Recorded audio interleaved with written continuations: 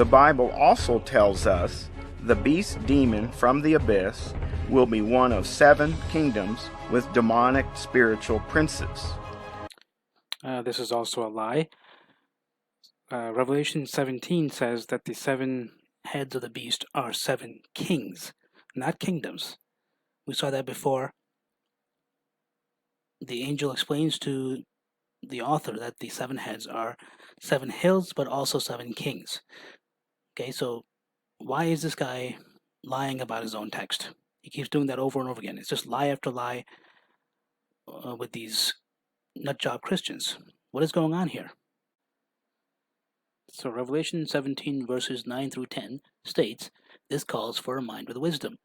The 7 heads are 7 hills on which the woman sits. They are also 7 kings. The Greek word used in Revelation 17 is basilus, which, as we can see here from blueletterbible.com, clearly means leader of the people, prince, commander, lord of the land, or king. And Thayer's Greek lexicon states that in several places it is specifically referring to a Roman emperor. For example, 1 Timothy 2:2, 1 Peter 2:17, and Revelation 17:10. So there's no doubt that the text is referring to kings, not kingdoms. The word for kingdoms would be a different word, and the author could have easily used that word if he meant kingdoms, separate kingdoms.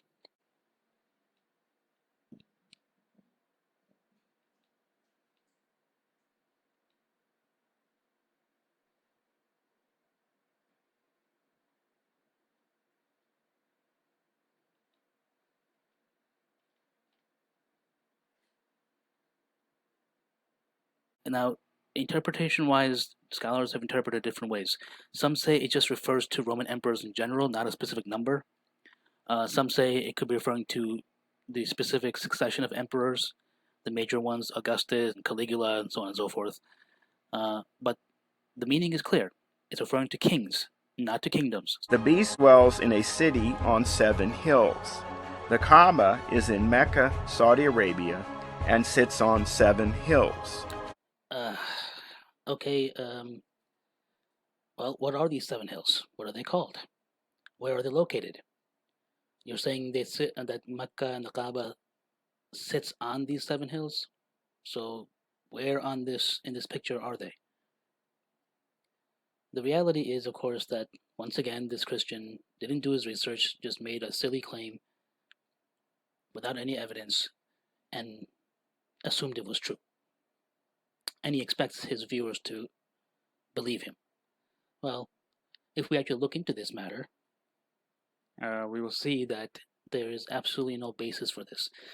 First of all, which hills are we talking about? There are lots of hills in Saudi Arabia, near and around Mecca. You could theoretically find 7 hills and say, oh, look, there they are. But they're not within Mecca. Mecca is not sitting on them. They're actually around Mecca. And we can look at this using Google Earth, or any map that you can find online. They will show you this clearly. We've also already seen that Rome itself does have 7 major hills that it is associated with. So it's much better, much more simpler, and much more reasonable to say that the author had Rome in mind when he said that the beast has 7 heads, which are 7 hills, and also 7 kings. Now, just to show how subjective this entire polemic is, I just did a quick Google search for Mecca 7 hills, and I got this website, random website. I don't know how authentic it is, and if I was a betting man, I would wager that the Revelation Now narrator probably did a similar Google search and came up with these names. He didn't mention these names, but this website does say that Mecca has 7 hills. But as we'll see, this is a very subjective claim to make. All right. By the way, in the same website, it lists Rome first as a city with 7 hills. It also lists cities like Edinburgh, Scotland, and Moscow. So it's a very subjective trait that we're looking for in a city.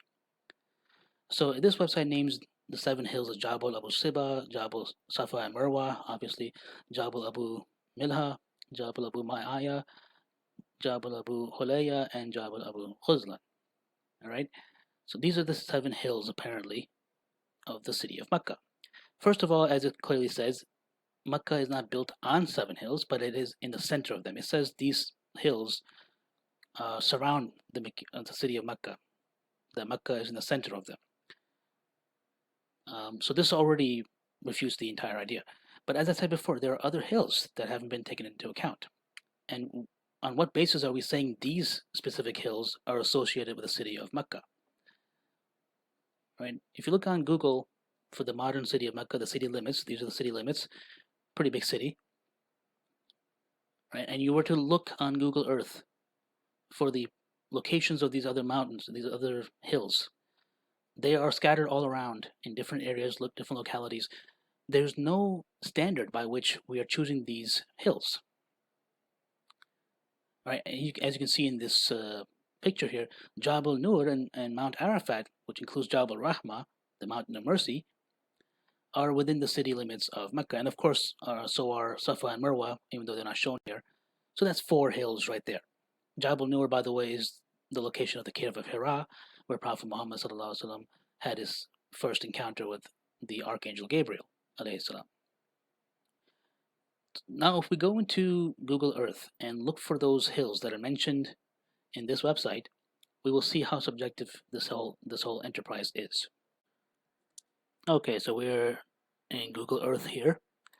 So let's go through these hills or the mountains that supposedly are associated with the city of Mecca. Right. So first we start with the Kaaba, obviously, right in the center here. And right by the Kaaba, obviously, we have Safa and Marwa. So those are the 2 main hills right there. Notice that Mount Abu Qubais is right there, right, very close to the Kaaba, but this is not included in the list mentioned on the other website. Now let's fan out and see where these other hills are. All right, let's start with Jabal Abu Milha. So I've already marked these hills. So you can see Jabal Abu Milha is towards the northwest of the Kaaba. Then let's look at Jabal Abu Siba. This is further to the west, more southwest. Again, not very far away, but not within the city limits. We already saw Safa and Marwa. Jabal Abu Khuzlan. This is also to the west. Okay. So far we've been staying towards the north and towards the west. Nothing on the east of the Kaaba or Mecca, nothing towards the south. Jabal Abu Ma'aya, where's that? Oh, that's even further west. So this is even further than the other 2 mountains. Okay, so that's right there, 1, 2, 3, 4, and then 5 and 6. So 6 of the 7 hills that are mentioned in the website, we can see, again, there's no standard by which we are looking at these hills. Why are we deciding on Jabal Abu Maya, which is so far away from Mecca? Jabal Hulaya, Abu Hulaya, could not be found. I looked in Google Earth and I got an error message that they could not find this location. Okay, so that's the 7th one cannot be found. But notice here again, I mentioned in the other picture, the Jabal Nur, which is where the cave of Hira is right on the outskirts of the Kaaba. But this, for some reason, is not included in the list of the 7 hills. There's also Jabal Rahma, which is part of Mount Arafat, right, within the city limits of Mecca. And I also didn't mention Jabal Thor. So this is also very close to Mecca, but for some reason not included in the list. So if we wanted to go by locality, we have Jabal Nur, Safa and Marwa, Jabal Thor, Jabal Rahma, right? So that's 5 hills right there. On what basis are we deciding on Jabal Abu Milha, Jabal Abu Ghuzlan, Jabal Abu Subha? There's no standard. It's completely subjective, and you can see that these hills are nowhere near the locality of the Kaaba or Mecca, and so there's no. It is absurd to say that the Kaaba or the city of Mecca sit on these hills. Compare this with the 7 hills of Rome, and you have no comparison. As you can see in this map from Google, all of these 7 hills of Rome are in close proximity to each other, literally within walking distance in some cases. You have Quirinal Hill, Viminal Hill, Esquiline Hill, Capitoline Hill, Palatine Hill, Salian Hill, and Aventine Hill. This is why Rome has been known for thousands of years as the city of 7 hills. So this is not even an argument. There's no doubt which city the author was referring to. And if we go to Google Earth, again, we get the same result. So all the hills have been marked here. You can actually even see down here, the scale is in feet because they're so close to each other. Whereas in Mecca, when we were looking at the different hills and mountains, we were talking about, in many cases, kilometers in terms of distance. They were not within close proximity. Some of them were. Some of them were within walking distance, but many others were far away. So this is why, again, Rome has been known for thousands of years to be the city of 7 hills.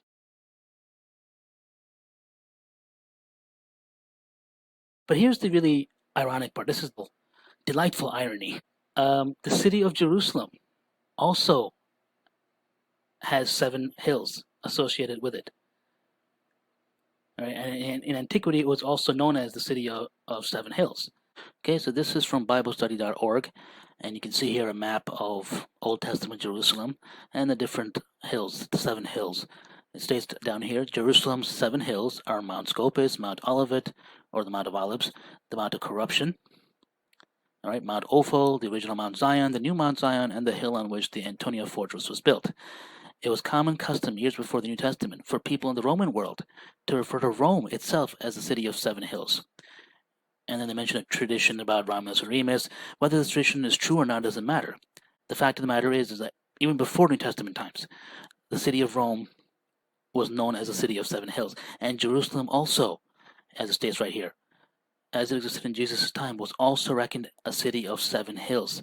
So to the people living in that time, only 2 cities they would have known of would have fit the bill, as mentioned in Revelation, the 7 hills on which the Whore of Babylon sits. It was either Rome or it was Jerusalem. It was not Mecca.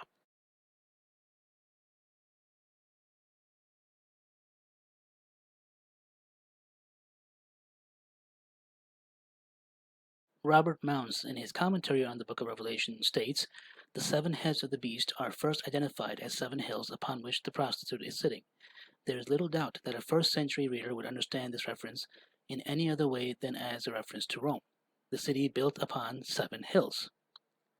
Rome began as a network of 7 hill settlements on the left bank of the Tiber, and was from the time of Servius Tullius, her 6th king, and Urbs Septicolus. The reference is commonplace among Roman authors," and then he names a few examples, Virgil, Cicero, etc. So if you were a Christian living in the late 1st century or early 2nd century and you heard the term 7 hills, you would immediately think of Rome. Similar to if you were living in modern times and you hear the term the city that never sleeps, most people would realize immediately that the reference is to New York City, the most famous city in the world.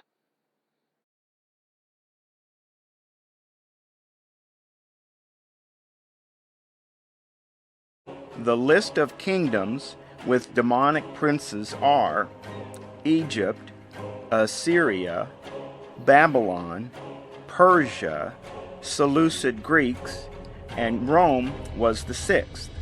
Rome was in power at the time the revelation was given to John. The 7th king followed Rome.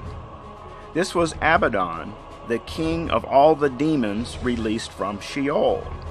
The Bible says this demonic spirit remains only a little while, and Abaddon ruled only 5 months. The 8th king is the Babylon demon released from Sheol. The demon is from the 7, just as the Bible said. Okay, so this is again complete BS. All right, this Christian nutjob again is just picking and choosing from a very subjective point of view to try to make the pieces fit, when the reality is that he is a liar. All right, so let's go over this. Let's just debunk this nonsense. Okay, so according to the narrator, these are the 8 kingdoms, even though the text says kings, that are mentioned in Revelation. But you notice that in between Persia and the Seleucid Greeks, there is a conspicuous absence of a major kingdom. All right, if anyone knows history, who overthrew Persia? It was Alexander the Great. I mean, how can we ignore Alexander the Great's kingdom? Is he not considered a demonic prince? I mean, he was a pagan, wasn't he? He was a Greek pagan, so this has to be considered one of the demonic kingdoms. What about him? And then notice how he mentions the Seleucid Greeks. Well, if anyone knows history, we know that the Seleucid Greeks were just one of 4 kingdoms that broke apart from Alexander the Great's empire after he died. And this is mentioned in Daniel 8. So what about those 3 kingdoms? The other 3 kingdoms. Daniel 8, verses 21 to 22, states the shaggy goat is the king of Greece, who's Alexander the Great, and the large horn between its eyes is the first king. The 4 horns that replaced the one that was broken off represent 4 kingdoms that will emerge from his nation, but will not have the same power. All right, but there were 4 separate kingdoms. So why did we ignore these 4 kingdoms? And why did we ignore Alexander the Great, his kingdom? Where did the Seleucid Greeks come from? They came from Alexander the Great's empire. And then he says that there's Rome and Abaddon and so on and so forth. So we already see a crack in this theory. This is why it's called a crackpot theory.